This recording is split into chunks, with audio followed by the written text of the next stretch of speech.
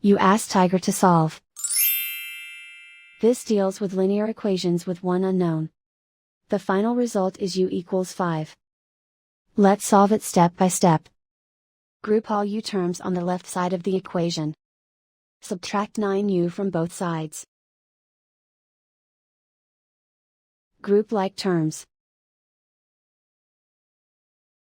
Simplify the arithmetic.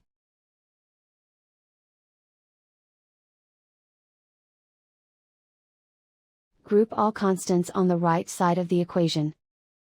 Subtract 40 from both sides.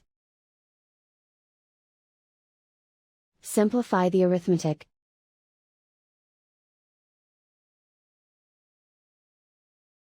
Isolate the u.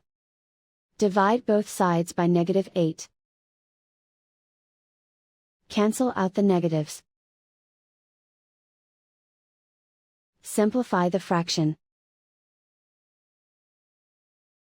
Cancel out the negatives. Find the greatest common factor of the numerator and denominator. Factor out and cancel the greatest common factor. And so the final result is u equals 5.